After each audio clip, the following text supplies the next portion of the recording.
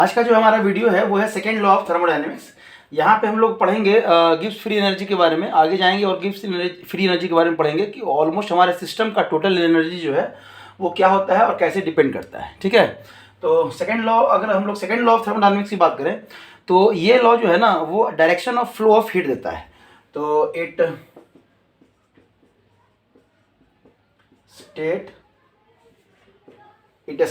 This law state about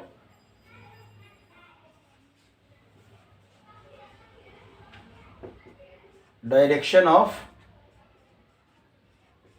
flow of heat. ठीक है, ये किसके बारे में बोलता है? हीट के बारे में बोलता है। ठीक है, समझिएगा। मतलब कि आपका फ्लो किस डायरेक्शन में होगा ये कौन बताता है? हमारा सेकेंड लॉ बताता है। ये लॉ बोलता है कि जितने भी नेचुरल प्रोसेस हैं यूनिवर्स में वो सब इरिवर्सिबल प्रोसेस हैं। All natural process in universe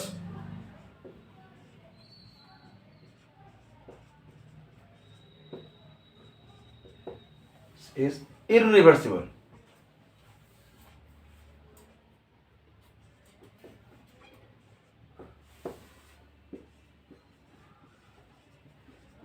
क्या आपका इरिवर्सिबल प्रोसेस मतलब वो रिवर्सिबल नहीं हो सकता है। समझ में आया? और कह सकते हैं कि जितने भी नेचुरल प्रोसेस हैं वो स्पॉन्टेनियस प्रोसेस हैं।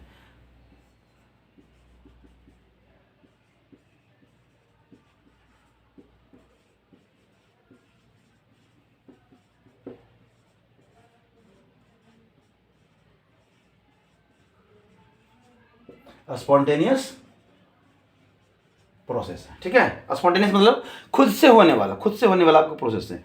अगर स्पॉन्टेनियस की बात करें कि अगर हमारा नेचुरल प्रोसेस स्पॉन्टेनियस प्रोसेस है तो हमारा एंट्रोपी जो है ना हमेशा क्या करेगा? इंक्रीज करेगा। तो आप कह सकते हैं due to spontaneous process entropy of universe is increase.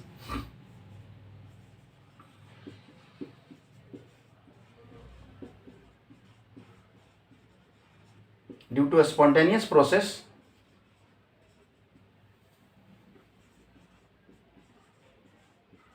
Entropy of universe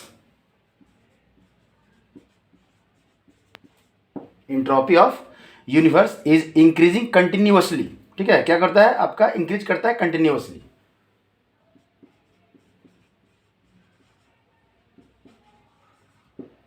increasing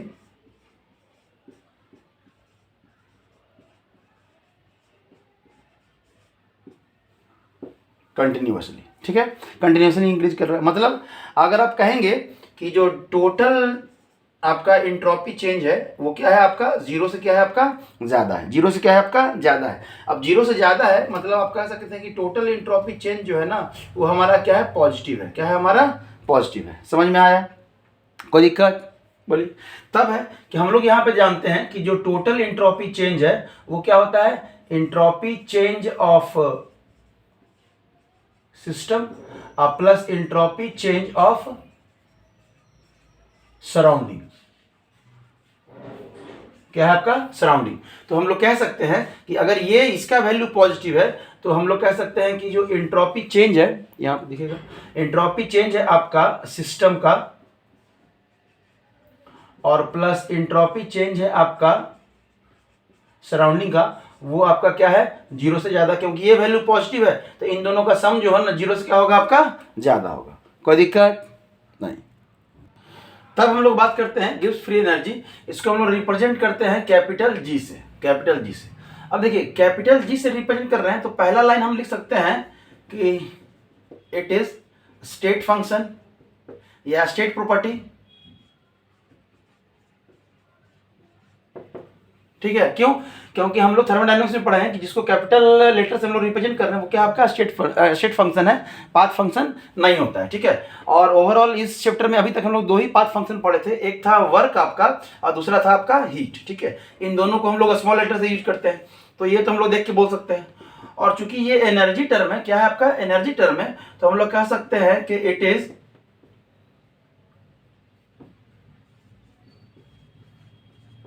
extensive property. ठीक है, क्यों? क्योंकि एनर्जी है तो मतलब मास पे डिपेंड करेगा, कम मास तो कम एनर्जी, ज़्यादा मास तो ज़्यादा एनर्जी। तो ये दो चीज़ तो हम लोग आसानी से यहाँ पे बोल सकते हैं यहाँ पे, ठीक है। तब हम लोग चलेंगे कि ये इसका रिलेशन किसके साथ है और कैसे है, तब हम लोग आगे बढ़ते हैं। सबसे पहले इसके रिलेशन को देखते हैं कि कहाँ से ये जो है ना इसका रिलेशन हमारा आएगा। ध्यान दीजिएगा, इसका रिलेशन बाद में यहाँ से फॉर्मूला आएगा, तब हम लोग देखेंगे कि यहाँ पे क्या है। पहले फॉर्मूला हम लोग नहीं लिखेंगे, ठीक है। तब समझिएगा रिलेशन किसमें, डेल्टा जी और आपका एंट्रोपी में, कि कंसेप्ट कहाँ से आपका आया। तो हमें पता है कि डेल्टा एस जो है यूनिवर्स, क्या है आपका यूनिवर्स इज इक्वल टू, अब यूनिवर्स बोलिए या फिर टोटल बोलिए, बात बराबर है, ठीक है। डेल्टा एस आपका किसका, सिस्टम का, और plus change in entropy, delta S किसका, सराउंडिंग का, ठीक है, ठीक है, सराउंडिंग के बराबर होता है। अगर हमारा सिस्टम हीट रिलीज करे कांस्टेंट टेम्परेचर और प्रेशर पे, if system release heat at constant temperature and pressure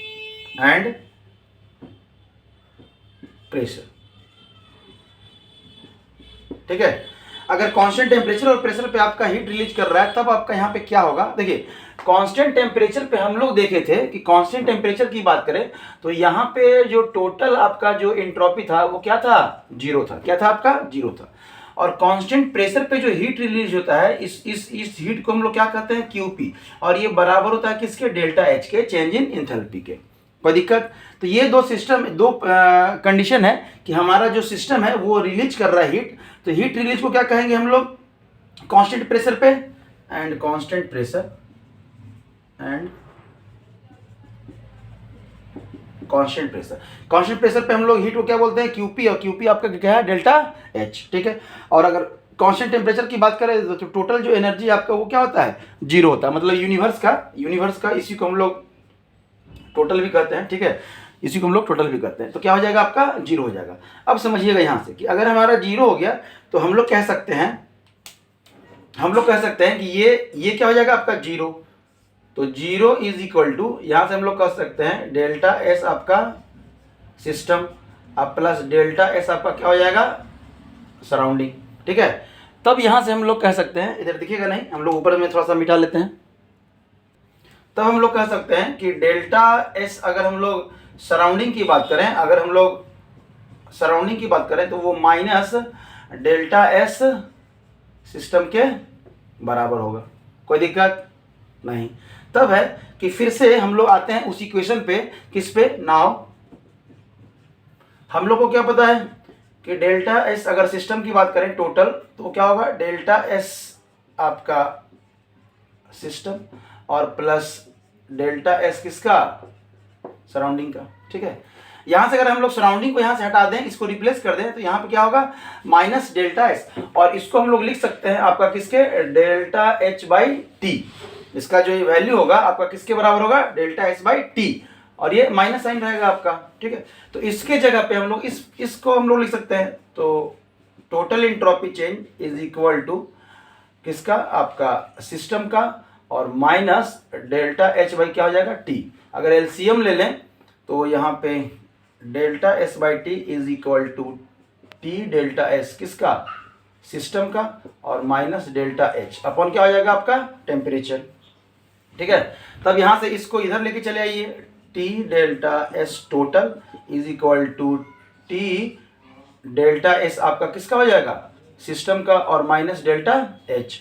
अगर सब में थोड़ा माइनस कॉमन ले लें तो यहाँ पे T delta S total is equal to, ये टर्म क्या हो जाएगा, माइनस टी डेल्टा एस किसके, सिस्टम के, और ये क्या हो जाएगा, प्लस हो जाएगा। मतलब माइनस कॉमन ले, यहाँ माइनस और यहाँ माइनस पहले से, तो क्या हो जाएगा, प्लस। अब इसको सीधा करके लिख दें इसको, तो इसी टर्म को हम लोग बोलते हैं क्या, आपको बोलते हैं डेल्टा, इसी टर्म को बोलते हैं डेल्टा जी, ठीक है। और तब ये क्या होगा, इसको सीधा करके लिख देंगे तो डेल्टा एच और माइनस आपका क्या हो जाएगा, टी डेल्टा एस किसका, आपका सिस्टम का। ये जो फॉर्मूला आया आपका, रिलेशन आया गिब्स एनर्जी और किसमें, एंथैल्पी और आपका एंट्रोपी चेंज में। तो यहाँ से हम लोग कह सकते हैं यहां से हम लोग कह सकते हैं, मतलब इस वैल्यू के बदले में, इस वैल्यू के बदले मतलब हम लोग क्या लिखे हैं, डेल्टा, अगर हम लोग बात करें कि delta G equal to minus आपका टी डेल्टा एस के बदले में हम लोग क्या लिखते हैं, ये टर्म लिखते हैं गिब्स एनर्जी। समझ में आया, कोई दिक्कत? ठीक, तब है कि ये जो आपका क्या हो गया, आपका सिस्टम का हो गया। तब है यहां से हम लोग लिख सकते हैं, तब यहां से हम लोग ये जब रिलेशन हुए तो हम लोग बोल सकते हैं कि जो गिब्स एनर्जी है आपका, Gibbs energy is function of, क्या लिख सकते हैं, function of enthalpy change in enthalpy and और क्या हो जाएगा आपका, change in entropy.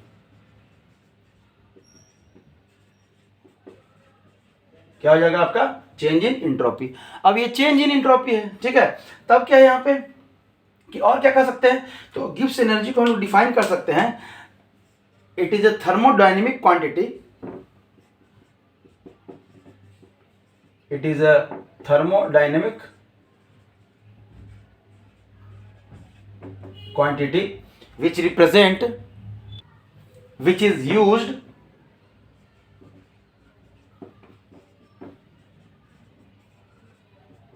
used to measure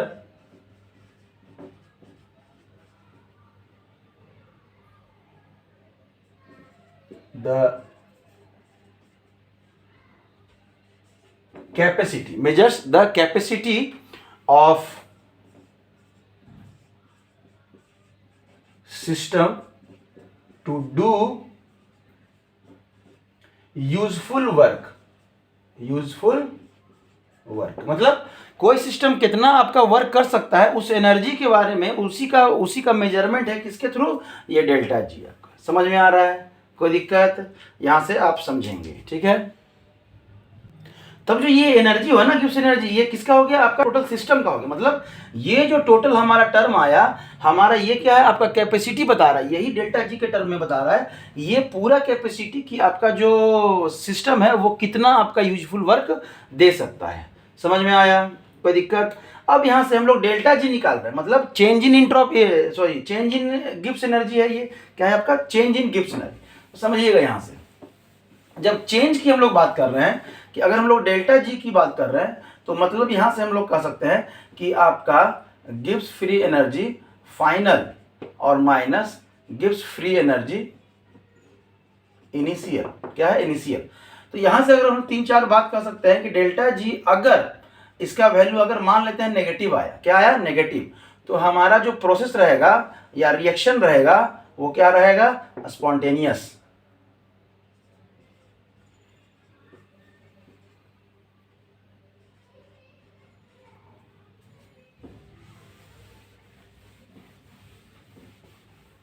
क्या रहेगा,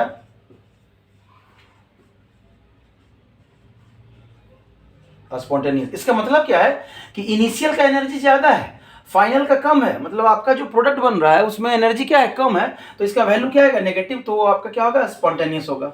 अगर डेल्टा जी का वैल्यू पॉजिटिव आ गया तो यहां से कह सकते हैं कि जो आपका रिएक्शन है वो क्या हो जाएगा, नॉन स्पॉन्टेनियस। क्या हो जाएगा, नॉन स्पॉन्टेनियस। अगर यहां से हम लोग बात करें कि अगर आपका जीरो हो गया तो क्या कह देंगे, रिएक्शन जो है ना किस में है, आपका इक्विलिब्रियम में है। और ये इक्विलिब्रियम टर्म आया।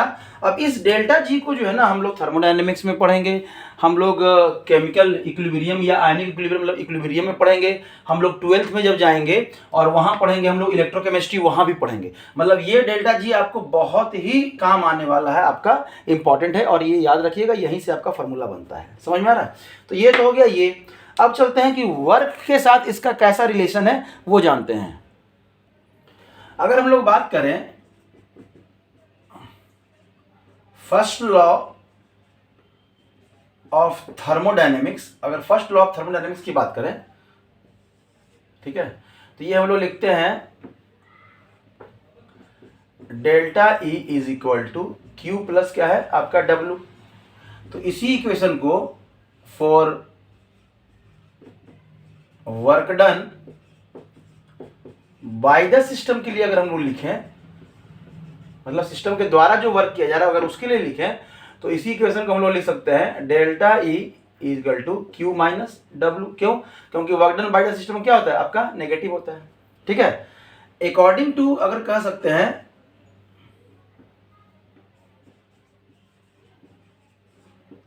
अकॉर्डिंग टू गिब्स, इनके द्वारा है कि जो सिस्टम है वो दोनों तरह का वर्क करता है। System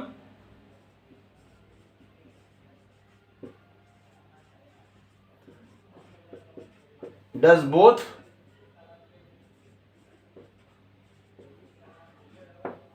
expansion and non expansion work.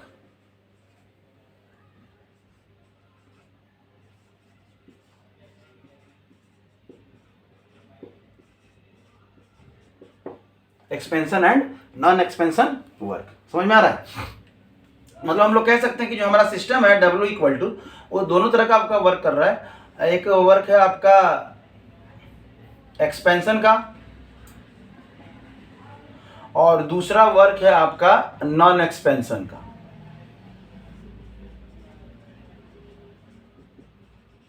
ठीक है, कोई दिक्कत?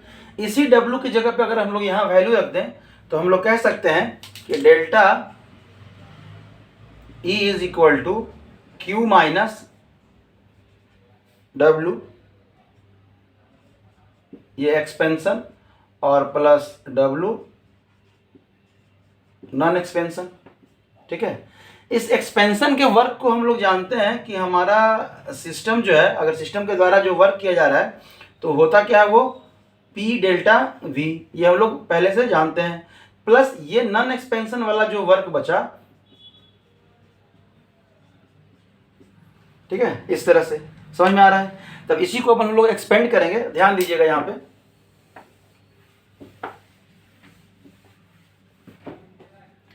तब हम लोग कह सकते हैं कि delta E equal to Q minus P delta V। क्या होता है? Q minus P delta V, और माइनस कह सकते हैं आप non expansion work, non expansion work. कोई दिक्कत? ठीक है, अब है कि इसको आप इधर लेके चले आइए। इन दोनों को अगर हम लोग इधर कर दें तो Q इक्वल टू, मतलब Q को यहां रहने दें, इन दोनों को इधर ले आए तो डेल्टा E प्लस आपका क्या हो जाएगा P डेल्टा V, और प्लस वर्क आपका क्या नॉन एक्सपेंशन वाला वर्क, नॉन एक्सपेंशन वाला वर्क। ठीक है, इस टर्म के बदले में आपको याद होगा कि कांस्टेंट प्रेशर पे हम लोग क्या लिखते हैं, यहाँ पे कांस्टेंट प्रेशर की हम लोग बात करें। ठीक है, तो यहां पे हम लोग लिख सकते हैं आपका डेल्टा H प्लस आपका W नॉन एक्सपेंशन। ठीक है, नॉन एक्सपेंशन। अब छोटा सा लिख रहे हैं, ध्यान दीजिएगा यहाँ पे नॉन एक्सपेंशन हम लोग बहुत पता भी नहीं चल रहा है।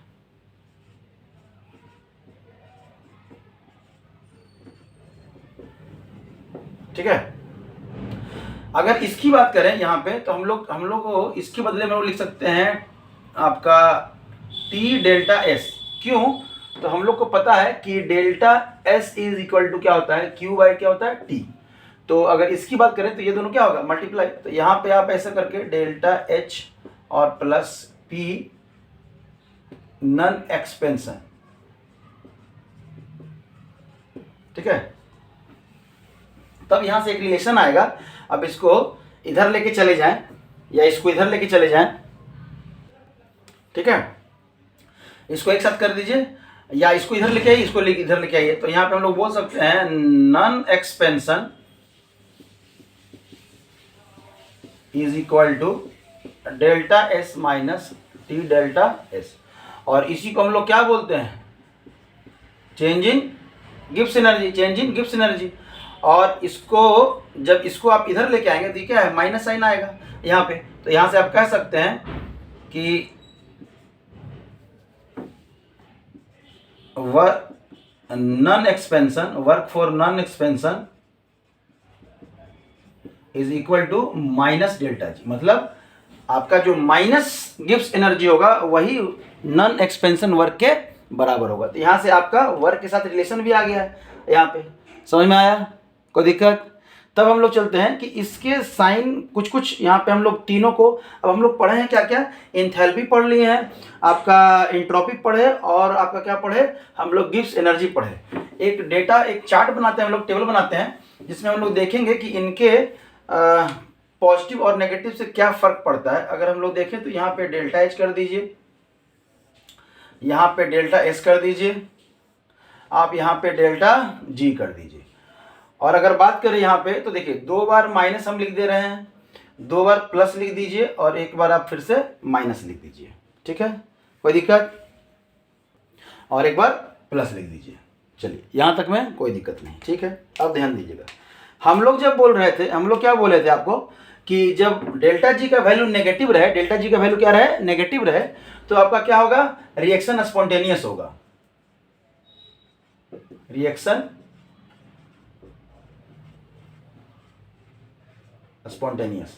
तो यहां भी नेगेटिव है तो ये क्या रहेगा, रिएक्शन स्पॉन्टेनियस। यहां पॉजिटिव है तो हम लोग कह सकते हैं रिएक्शन नॉन स्पॉन्टेनियस। तो यहां भी आपका रिएक्शन नॉन स्पॉन्टेनियस, यहां पे फिर से आपका रिएक्शन स्पॉन्टेनियस, और यहां पे आप कह सकते हैं रिएक्शन नॉन स्पॉन्टेनियस। समझिएगा, ये बहुत इंपॉर्टेंट सेक्शन है अभी हम लोग कर रहे हैं, और इस चीज को समझने के लिए यहाँ पे आपको हम लोग है ना, यहाँ पे हम लोग एक वैल्यू फॉर्मूला लिखते हैं आपका, delta G is equal to आपका डेल्टा एच और माइनस टी डेल्टा एस। अभी तक जो हम लोग फॉर्मूला जाने, ठीक है। अब देखिए यहाँ पहला कंडीशन हम लोग रखते हैं कि इसका वैल्यू नेगेटिव और इसका वैल्यू पॉजिटिव, इसका वैल्यू नेगेटिव और इसका वैल्यू पॉजिटिव। तो जब डेल्टा एस का वैल्यू पॉजिटिव तो ये टर्म क्या रहेगा, नेगेटिव रहेगा, ये पूरा टर्म क्या रहेगा, नेगेटिव रहेगा, और ये टर्म क्या हो जाएगा, मतलब ये टर्म आपका नेगेटिव और ये टर्म ऑलरेडी आपका क्या है, नेगेटिव ले रहे हैं, तो इन दोनों का नेगेटिव, और यहाँ वैल्यू क्या आएगा, आपका नेगेटिव वैल्यू आएगा। मतलब किसी भी टेम्परेचर पे, अगर किसी भी टेम्परेचर की बात करें, आपका अगर डेल्टा एस का वैल्यू पॉजिटिव है तो चाहे टेम्परेचर लो हो चाहे हाई हो, ये वैल्यू हमेशा क्या रहेगा, नेगेटिव, और नेगेटिव नेगेटिव का सम क्या होगा, नेगेटिव। तो कह सकते हैं स्पॉन्टेनियस एट एनी टेम्परेचर, क्या हो जाएगा, स्पॉन्टेनियस एट एनी टेम्परेचर। अब है कि इसको क्या कर दीजिए, नेगेटिव कर दीजिए, क्या कर दीजिए, नेगेटिव कर दीजिए। अब ध्यान दीजिएगा, डेल्टा एस का वैल्यू नेगेटिव, देखिए ये अलग अलग आपका सिचुएशन है, डेल्टा एस का वैल्यू नेगेटिव, तो जब इसका वैल्यू हम लोग नेगेटिव रखेंगे तो आपका यहाँ पे जो अगर नेगेटिव डाल दिए तो ये वाला वैल्यू क्या हो जाएगा, पॉजिटिव, मतलब ये टर्म क्या हो जाएगा, पॉजिटिव, और ये क्या रखे हैं, नेगेटिव रखे हैं। तो पॉजिटिव और नेगेटिव, लेकिन हमको वैल्यू क्या लाना है, डेल्टा जी का नेगेटिव लाना है। ये कब पॉसिबल है, कि जब ये जो पॉजिटिव है ना इस नेगेटिव से कम हो, ये पॉजिटिव टर्म इस नेगेटिव से कम हो, मतलब इसका जो पूरा वैल्यू है वो कम होना चाहिए इससे, तब ना यहाँ नेगेटिव आएगा आपका फाइनल। तब कब आएगा नेगेटिव, तो ये अगर टेम्परेचर अगर कम रहेगा तो इसका वैल्यू क्या आएगा, कम आएगा। तब यहाँ कह सकते हैं कि रिएक्शन स्पॉन्टेनियस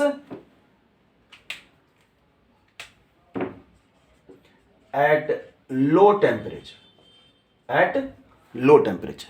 समझ में आया। चलिए तब है तीसरा कंडीशन, फिर से यहाँ पे नेगेटिव नेगेटिव दीजिए, लेकिन यहाँ क्या आना है, पॉजिटिव आना है। मतलब अगर हम लोग बात करें कि अगर डेल्टा एस नेगेटिव तो ये टर्म पॉजिटिव, और ये नेगेटिव ऑलरेडी नेगेटिव, लेकिन इसको हमको क्या करना है, पॉजिटिव लाना है। क्या लाना है, पॉजिटिव लाना है। तो ये तभी पॉसिबल है जब ये टर्म बड़ा होगा, और ये टर्म बड़ा होगा कब, जब आपका टेम्परेचर क्या होगा, हाई होगा। तो कह सकते हैं कि reaction non spontaneous at high temperature. समझ में आया, कोई दिक्कत। चलिए तब है अगर चौथे कंडीशन की बात करें हम लोग, तो यहाँ पे प्लस और यहाँ पे प्लस कर दीजिए, ठीक है। मतलब डेल्टा एच का वैल्यू पॉजिटिव और डेल्टा एच का वैल्यू पॉजिटिव, तो ये टर्म क्या हो जाएगा, नेगेटिव, और ये वाला डेल्टा एच का वैल्यू क्या लिए हैं, पॉजिटिव लिए हैं, लेकिन यहाँ पे आना क्या है, पॉजिटिव आना है। मतलब ये वैल्यू बहुत ज़्यादा होना चाहिए, क्या होना चाहिए, ज़्यादा होना चाहिए। तो ये वैल्यू और कम होना चाहिए। अगर ये नेगेटिव का वैल्यू ज़्यादा हो गया तो यहाँ पे आपका कभी पॉजिटिव आ पाएगा, नहीं आ पाएगा। तब क्या है, टेम्परेचर क्या होना चाहिए, कम। तो आप कह सकते हैं reaction non spontaneous at low temperature, at low temperature. समझ में आया, कोई दिक्कत, ठीक है। चलिए तब है पांचवा कंडीशन, अब 2 बार नेगेटिव लिए हैं तो 2 बार क्या ले लीजिए, पॉजिटिव ले लीजिए, लेकिन इस बार क्या आना है, नेगेटिव आना है। इस बार डेल्टा जी का वैल्यू क्या है आपका, नेगेटिव है। मतलब अगर डेल्टा एच का वैल्यू आप पॉजिटिव लिए तो ये नेगेटिव, और डेल्टा एच ऑलरेडी क्या है आपका, पॉजिटिव है, लेकिन ये वैल्यू आपका क्या लाना है, नेगेटिव लाना है। अब ये तभी पॉसिबल है जब ये नेगेटिव वाला वैल्यू क्या रहेगा, ज्यादा रहेगा। नेगेटिव वाला वैल्यू क्या रहेगा, ज्यादा रहेगा। तो हम कह सकते हैं high temperature reaction spontaneous at high temperature. समझ में आया। तब लास्ट जो है आपका, यहां पे हम लोग 2 बार नेगेटिव 2 बार पॉजिटिव, इधर नेगेटिव इधर पॉजिटिव। अब इसको उल्टा कर दीजिए, इधर पॉजिटिव और इधर नेगेटिव, मतलब डेल्टा एच का वैल्यू नेगेटिव, तो ये टर्म क्या हो जाएगा, पॉजिटिव, क्योंकि यहाँ नेगेटिव रखेंगे तो ये नेगेटिव नेगेटिव पॉजिटिव, और इंथैल्पी भी पॉजिटिव, तो वैल्यू भी क्या आएगा, अब 2 पॉजिटिव को जोड़ेंगे तो हमेशा पॉजिटिव आएगा। मतलब आपका the reaction is non spontaneous at any temperature. समझ में आया। तो ये पूरा सीक्वेंस है, इस टेबल को याद रखिएगा। हम ट्राई तो किए हैं, कोशिश किए हैं कि आपको समझ में आए। इसके बाद भी अगर कोई दिक्कत हो तो आप यहाँ पे हमको मैसेज कीजिएगा, हम लोग अगले वीडियो में कुछ और एग्जाम्पल के साथ जो है ना आपको हम लोग दिखेंगे या समझाने की कोशिश करेंगे। ये बहुत इंपॉर्टेंट है, खास करके बायो वाले के लिए तो कहना नहीं है यहाँ से, इवन मेंस वाले भी सोच लीजिए कि अगर आपका थर्मोडायनेमिक्स से और इक्विलिब्रियम से और आपका इलेक्ट्रोकेमिस्ट्री से अगर क्वेश्चन स्टार्ट हुआ आना, तो इसी पोर्शन से सबसे पहले आएगा, जहां पे इस फॉर्मूले को याद रखिएगा, इस फॉर्मूले से। ठीक है, ये फॉर्मूला इंपॉर्टेंट है और आपका ये फॉर्मूला इंपॉर्टेंट है। Delta H equal to delta E plus delta N R T. तो ये सब 2-3 को फॉर्मूला है जिसमें कि पक्का आपका क्वेश्चन आना ही आना है, समझ लीजिएगा। एक छोटा सा रिलेशन है आपका इक्विलिब्रियम कांस्टेंट पे आपका, अगर इस इक्वेशन के लिए हम लोग डेल्टा जी का वैल्यू लिखे तो delta G standard plus N R, मतलब एन क्या लिखेंगे, आर टी एल एन और क्या लिखते हैं, क्यू क्या है आपका, कांस्टेंट। कौन सा कांस्टेंट, तो इक्विलिब्रियम कांस्टेंट। समझ में आ रहा है। तो एट इक्विलिब्रियम की बात करें, एट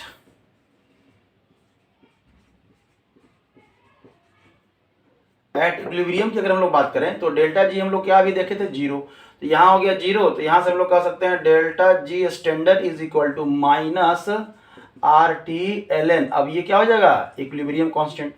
और यहीं से एक रिलेशन, एक फार्मूला है, आप इसको याद रखिएगा। अगर एल एन को हटाएंगे तो क्या हो जाएगा, 2.303, ये माइनस में आपका आर टी लॉग के इक्विलिब्रियम। ठीक है, तो ये रिलेशन है, इस रिलेशन से भी आपका क्वेश्चन बनता है, तो यहाँ पे थोड़ा सा ध्यान रखिएगा। ठीक है, इसको हम लोग करेंगे आगे 10 के, ये जो लॉग है आपका 10 के बेस में, तो ये फार्मूला है, बस ध्यान रखिएगा इस फार्मूले पे। एक क्वेश्चन हम लोग कर लेते हैं, आइडिया लग जाएगा।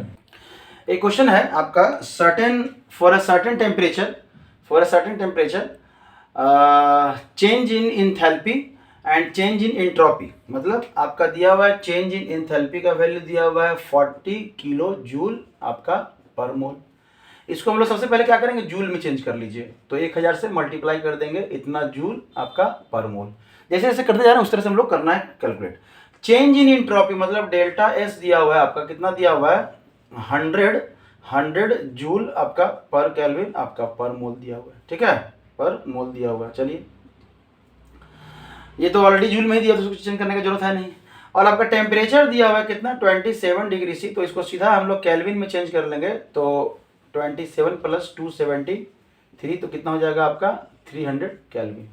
आपका डेल्टा जी पूछ रहा है, तो डेल्टा जी का जो आपका यहाँ से जो फॉर्मूला होता है, delta G is equal to delta H minus T delta S. अगर इस फॉर्मूले पे रखेंगे तो आपका यहाँ पे 40,000 माइनस 300 इंटू कितना हो जाएगा आपका 100। तो यहाँ पे लिख सकते हैं 40,000 माइनस 30,000, तो यहाँ से कितना आएगा, दिखाई देगा, हाँ, यहाँ से कितना आ जाएगा 1000। कितना बचेगा आपका, 1000 नहीं 10,000। 10,000 आपका क्या बचा, जूल बचा। ठीक है, क्या बचा, जूल बचा। और ये वैल्यू क्या आया, पॉजिटिव में आया। मतलब डेल्टा जी का वैल्यू क्या हो गया आपका, डेल्टा जी का वैल्यू क्या आया, पॉजिटिव आया। तो यहाँ से क्वेश्चन पूछेगा कि इफ रिएक्शन इज पॉसिबल और नॉट, तो आप लिखिएगा reaction is non spontaneous, so it is not possible.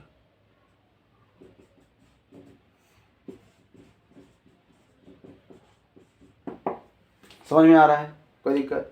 यही क्वेश्चन अगर हम लोग चेंज कर दें, थोड़ा वैल्यू खाली चेंज कर दें, अगर मान लेते हैं इसी वैल्यू को हम लोग क्या कर दें, यहाँ पे हम लोग माइनस कर दें, क्या कर दें, माइनस कर दें, ठीक है, माइनस कर दें, और इसको क्या कर दें हम लोग प्लस कर दें, इसको तो ऑलरेडी ये प्लस तो है ही, ठीक है, ये वैल्यू आपका प्लस है, तभी क्या हो जाएगा, सेम ये क्वेश्चन आपका यहाँ पे क्या रहेगा, माइनस रहेगा। देखिए हम दोबारा क्वेश्चन का चेंज कर दिए हैं और तब जान रहे हैं कि हमारा रिएक्शन क्या होगा। तो जब यहाँ माइनस कर देंगे तो यहाँ भी क्या आएगा, आपका माइनस आएगा, क्या आएगा, यहाँ भी माइनस आ जाएगा, ठीक है। बाकी सब तो आपका सेम है, ये डेल्टा एस क्या है आपका ऑलरेडी पॉजिटिव है, तो यहाँ माइनस, ये भी माइनस, ये भी माइनस, अब क्या हो जाएगा, ये दोनों क्या हो जाएगा, प्लस हो जाएगा, दोनों प्लस होकर ये वैल्यू आएगा कितना, माइनस आपका आ जाएगा 70,000, या इसी को कह सकते हैं -70 किलो जूल, -70 किलो जूल। मतलब यहाँ पे वैल्यू क्या आया आपका, यहाँ पे वैल्यू क्या आया डेल्टा जी का, नेगेटिव आया, क्या आया, नेगेटिव आया। तो यहाँ पे हम लोग कह सकते हैं कि रिएक्शन इज आपका स्पॉन्टेनियस, सो क्या हो जाएगा, ये पॉसिबल हो जाएगा। तो इस तरह से आपका फॉर्मूला दिया रहेगा, क्वेश्चन दिया रहेगा, आप इसको बना सकते हैं। और PYQ वाले सेक्शन में जाएंगे, एक स्पेशल आपका वीडियो है इसका, जो डेल्टा जी से रिलेटेड और डेल्टा एस से रिलेटेड आपका क्या क्या क्वेश्चन पूछा गया है अभी तक का आपके एग्जाम में, उसका दिया हुआ है PYQ में, आपका सेक्शन में जाके प्लेलिस्ट में आप जाके वहाँ पे देख सकते हैं, ठीक है। इसके बाद भी अगर नहीं समझ में आ रहा है तो मैसेज करें, हम तो यही कर सकते हैं, बुक पढ़ें, बुक से कुछ अगर यहाँ पे कुछ अगर छूट भी गया हो तो वहाँ से आपको एटलीस्ट समझ में आएगा। मान लेते कुछ नया टर्म मिला, नहीं समझ में आ रहा है, आप मैसेज कीजिए, ट्राई करेंगे हम आपको अगले वीडियो में या कुछ एक नया वीडियो लेके आके, ताकि उसको हम लोग समझा सकें, ठीक है। Thank you.